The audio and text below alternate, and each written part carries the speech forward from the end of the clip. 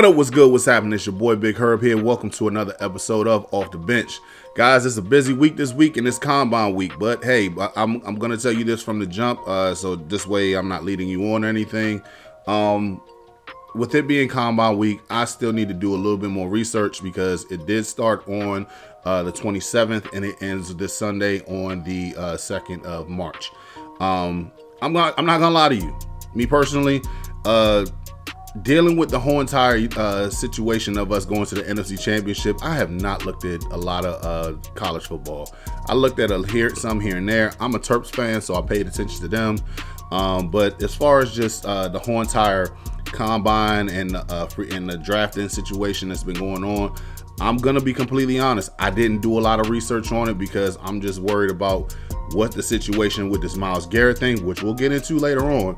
But I want to be more abreast on what's going on. So this whole entire weekend, I'm gonna let the whole entire combine thing play out. I want to make sure that I know what I'm talking about before I come up on here. But I will go ahead and talk about like needs and stuff like that. And a player who I think who's my favorite player coming out the draft this year that I did follow earlier this year. But before we get into that, I feel like we need to go into the whole entire news that was going on this past week. So let's start off. Mark Mayhew officially retired from his front office duties this past week. So with him playing with the team, winning in '91 with the Super Bowl, and being able to go ahead and be behind the scenes as a front office, we want to say congratulations on your retirement. Yes, we do realize that you were the brunt of the blame throughout the Ron Rivera era and everything like that, even though it's been put out there that he wasn't the main person in charge as far as when it comes down to the actual picking process for drafting players, picking up players. He didn't have the last say so. Ron Rivera did. So one thing that Adam Peters did was gave him a lot of credit for this year. Went ahead and told him told everybody as far as like the draft process, the free agency process, things that he assisted him with this year. So we want to give him credit for when credit's due. Moving on to the next thing. Free agency officially starts March 12th at 4 p.m. Eastern Standard Time. And the legal tampering starts March 10th. So it's 2 days before.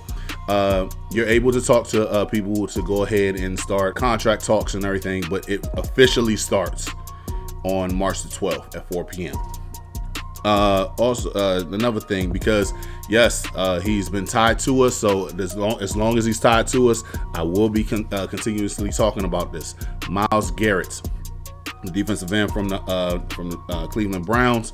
Browns GM Andrew Berry is getting hate from the fans and apparently some players. Nick Chubb wants to stay, the running back wants to stay, and he might actually be getting released. While Myles Garrett wants to leave, and he's making sure that he stays. He's holding him hostage, in my opinion.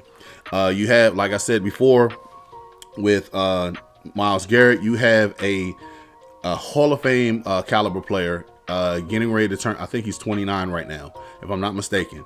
And he's in the prime of his career, hasn't had less than 10 sacks since his rookie year. And he's been playing the game since, what I want to say, about 8 years now. So, yeah, you got a guy who's actually balling out right now. And he's tired of the situation that's going on in Cleveland.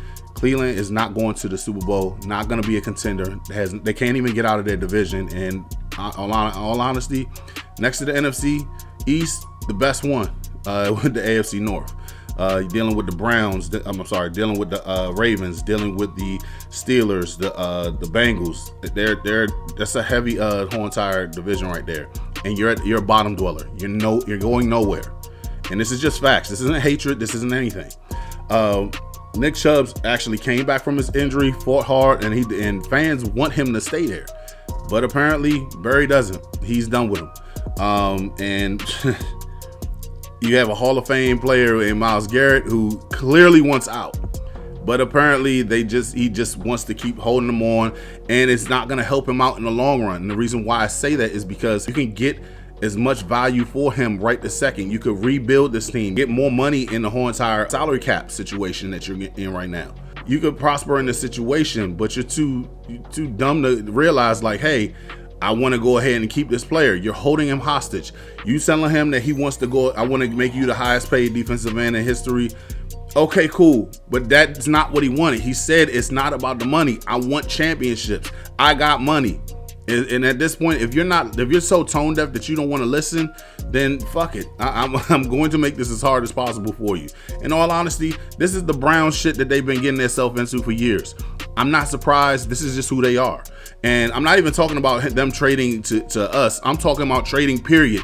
You have a guy, and it's also going to show you in the long run for an organization how shitty this is. It's not a good look for you. And I'm just going to keep it a buck. This is not what you want to do. Garrett, he said the money has nothing to do with this. I'm telling you, this is going to be a bad situation for your franchise. And the reason why I know is because of this. The Washington Commanders just had the NFLPA Commanders report card come out. And I'm going to say, dude, I mean, and that's a great segue, by the way. No, but I'm also going to say this, man, like we came a long way. I'm going to tell you, because looking at this report card right here, starting off with the treatment of families in 2024, we was regarded as an F-. This past year, B+. Food and dining, D+. We bumped up to B+. Nutrition and dieting was a B-, and it dropped down to a C+.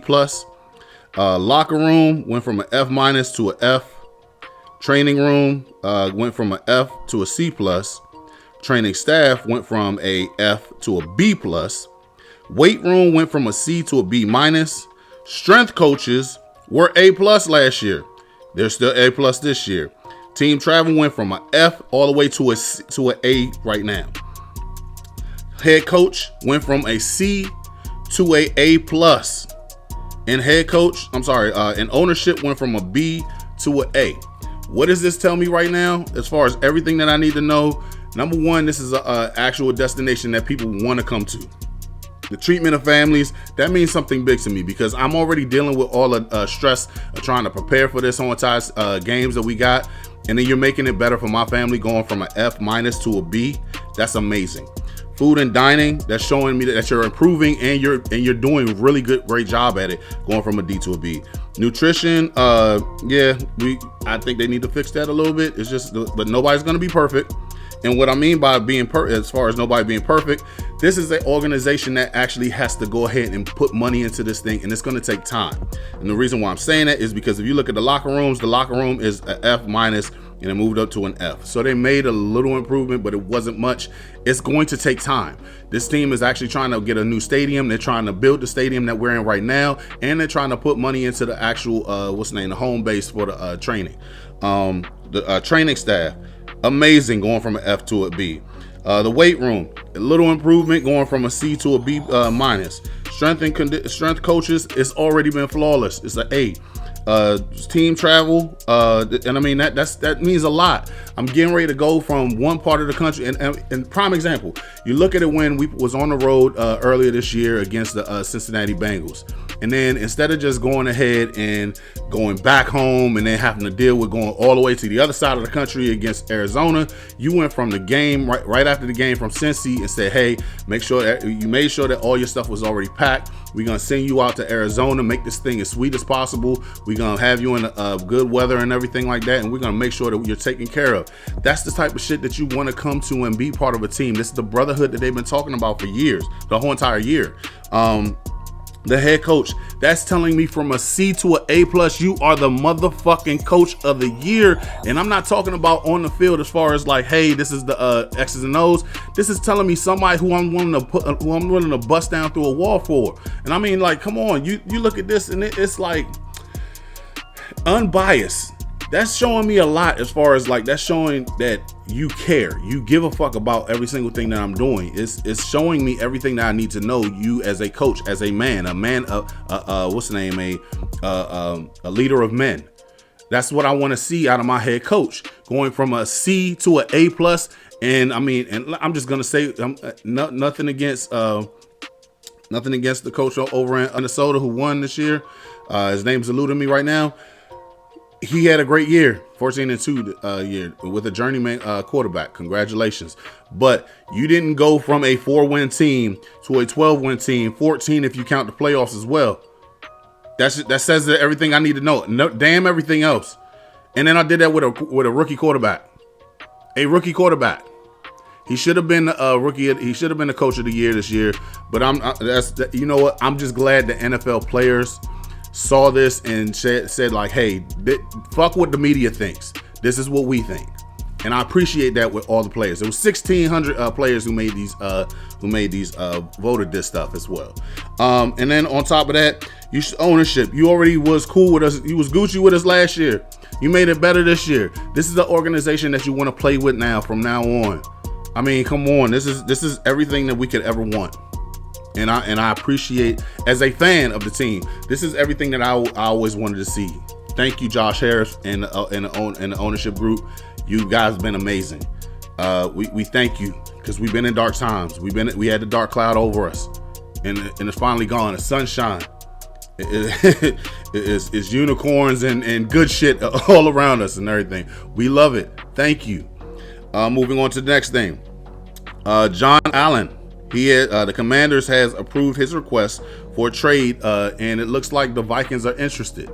The reason why he asked for a trade is because he's in his last year of his contract and he wants to renegotiate. Around I don't know the exact ballpark of what he's asking for, but apparently it wasn't enough to where the Commanders like, nah, we're not willing to pay that much. You've been good, but you ain't been producing the way that you with this last contract that you got. And with him leaving, that gives us $16 million in the cap to actually go ahead and use towards free agency this year. I think that they already said that they were going to do right by him, put him in a better position and in a good position to go to another team as long as the trade value is good. Now, if they can't find a suitor, they're probably more than likely going to let him go. I will hope and see that they can get some type of payment back from it, but I highly doubt it. I'm gonna be honest with you. A lot of people were saying like, well, you could try to get a 3 or 4. If we get a 3 or 4, I'm crowning Adam Peters the GM of the year right now. He's scheduled. What's his name? John Allen is looked at to go ahead and possibly be get back a 6 or 7 round pick for him. If they could come out there and get a 4th round pick, we're throwing a party. I'm just gonna call it what it is, guys. Adam Peters is the man, and I mean, and if you've seen how he rose when he was in San Francisco, he's made trades before that actually was turning out great. You look at the Trent Williams situation. You look at how he was able to go ahead and get Christian McCaffrey. You look at other when he was over in what's the name? Him drafting when he was with the Denver Broncos. I forget the guy's first name. Simmons, the safety that's in Atlanta right now. He drafted him, and I mean, you've seen the career that he had this year. I'm sorry, his career so far.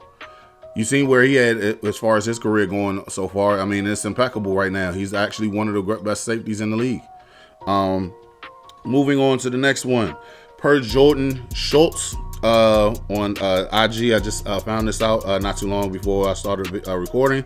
Apparently, the Commanders and the Texans have significant interest in trading for 49ers wide receiver Deebo Samuels, with talks progressing in recent days, sources tell NFL on Fox.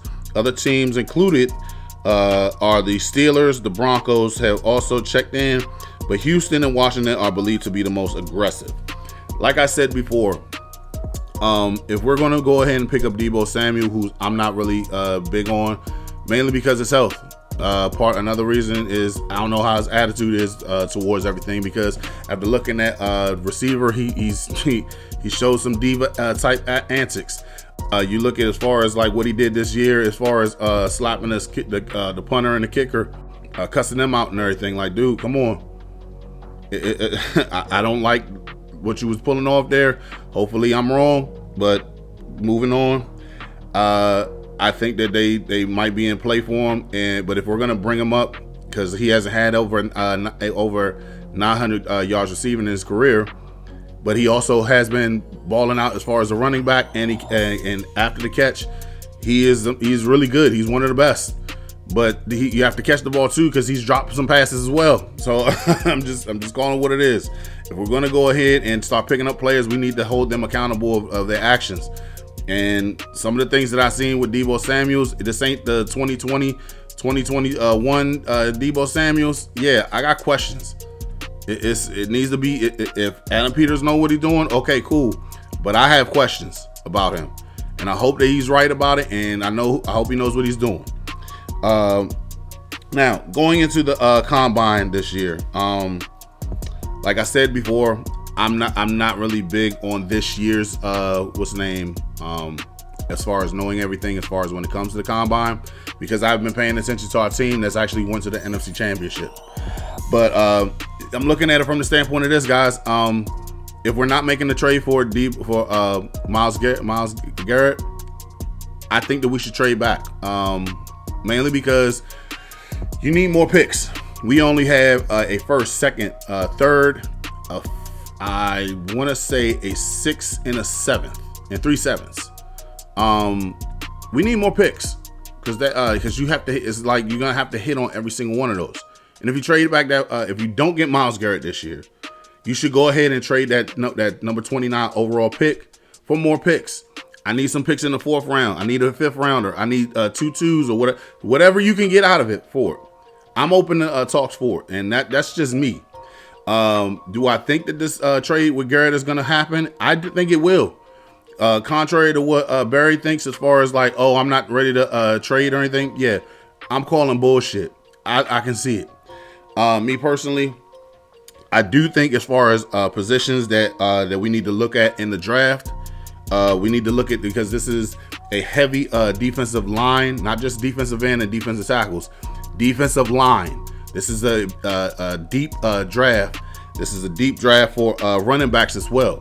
So I think that as far as defensive end, defensive tackles, offensive line, wide receiver, and running backs, those are the ones that we really need to be paying attention to. I know that Adam Peters is a guy who goes ahead and picks the best player available. That's great. But we also need to address these positions that of need. We have a quarterback who can lead us into the future. We need to protect him. Me personally, I would love to go offensive line. But if you see somebody who's better at a different position, I'm not against it either. You look at the whole entire situation with my man Jazon Newton.